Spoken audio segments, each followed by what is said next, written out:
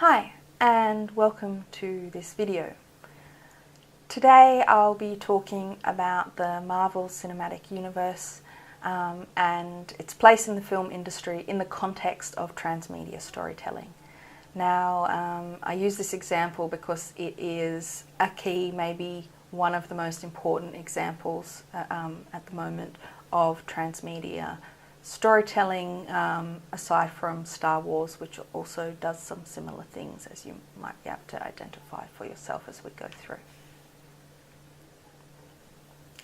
So here we have an example where a fan has put together a timeline of the different films and the different television shows from within this universe, and what you'll notice is that it is a very extensive and long-reaching fictional world that has many different texts within it.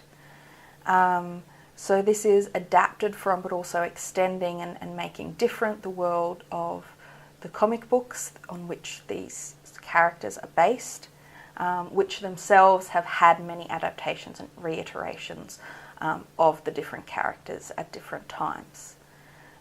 So we're talking here, if we think about transmedia, about both film and television, comic books, and various other forms.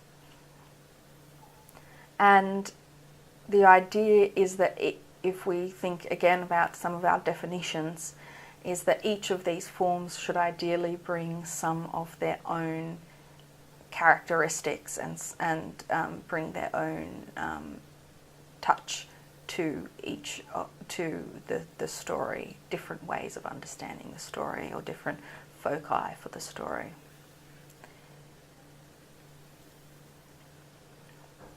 So here's another fan-made link. Now this really shows the complexity of the interrelationships. So again, the idea that it's a two-way street that Weaver mentioned, that you can watch any of these films in a standalone way, but you will there will be many different intertextual references between the different films and the television shows that will reward you for knowing more, reward you as a viewer, let you gain more pleasure as a viewer by exploring all the different aspects of the narrative. So it's also important to note that in order to have a transmedia narrative, it has to be a serial narrative. It can't be a closed narrative. It has to have the potential to go on and on and on. And to do that, it has to be open-ended at multiple points. In the case of the Marvel Cinematic Universe, there is a very particular narrative structure that allows for different character-based films leading up to a film that brings them all together, being the Avengers. They have followed the same narrative trajectory in the television version, with the Defenders coming together from the various characters, Jessica Jones, Daredevil, etc. So even though things may seem radically unstructured because because it's so serial, there is actually a very firm structure holding it together, and that is, I think, necessary to create this sort of coherent transmedia universe, a systematic one that requires the different elements to be laid in all of the different texts to be able to have that two-way interaction and come together to make a coherent narrative. There's also the benefit for the studios that this really might make you then go and watch other films.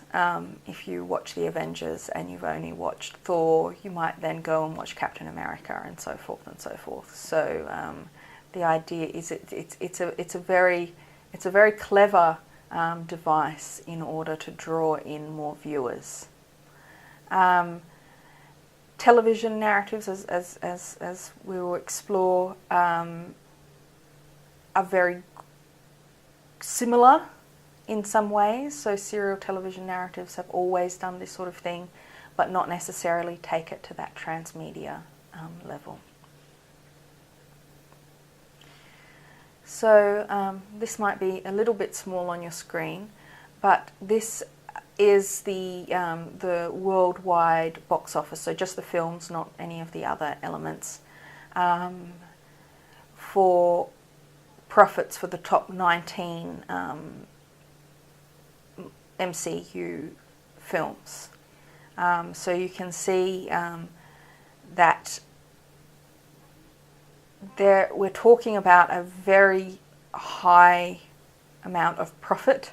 So 1.5 billion for the Avengers across the world, just at the cinema screens. 41%, when they say domestic, they mean US. 41% of the profits come into the US, and 59% have come in worldwide.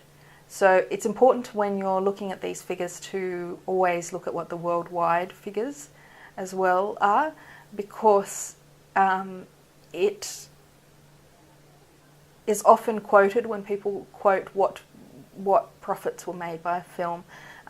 It's often quoted in terms of just the American box office. If you add to this then all the other the television sales, DVDs, all those sorts of different things, you're talking even more. So this is a really epic, valuable franchise with a truly astronomical figure that is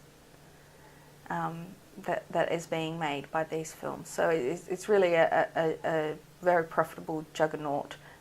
So it's particularly important to look at what role that then plays within the film industry as a whole, because these sorts of things impact on what kinds of stories get told.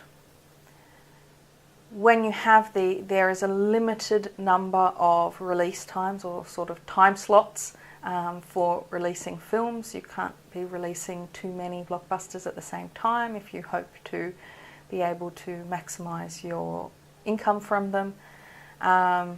And it is extremely difficult for a new franchise to be, or new film to be able to compete, considering that they might not have enough backstory, they might not have this extensive narrative, world, corporate infrastructure, and importantly recognition. People go, oh, it's another Marvel film, so I kind of know what I'm getting. So it's a way of the marketing of it is not as difficult in a way. There's also, when you're talking about having one set of films making so much money, they have very huge budgets they can then potentially spend, and other films can't necessarily compete with that level of budget, as well as their huge potential for profit that is there. So if we look at what the kinds of stories are that get told, we have I've put up here the 2017 worldwide grosses, and also the American ones for 2018 so far. I couldn't find the worldwide ones. But if you look at the 2017 worldwide, what do we notice about the top films? There's Star Wars, Beauty and the Beast, The Fate and the Furious, Despicable Me, Jumanji, Spider-Man, Wolf Warrior, Guardians of the Galaxy, Thor, Wonder Woman, Pirates of the Caribbean. So that's the top 11.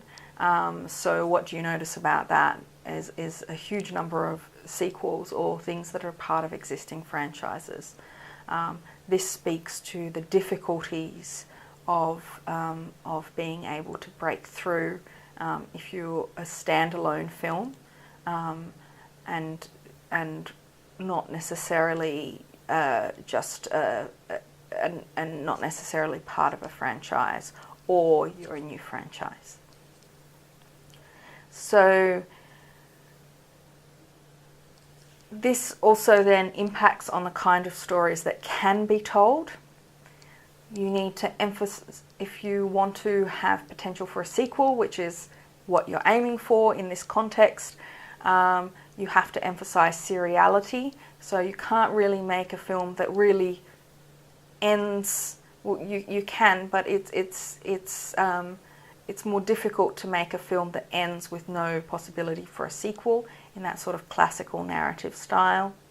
There's an importance of spectacle, because these films are really big budget. It's important to be able to match that and have huge special effects and so forth.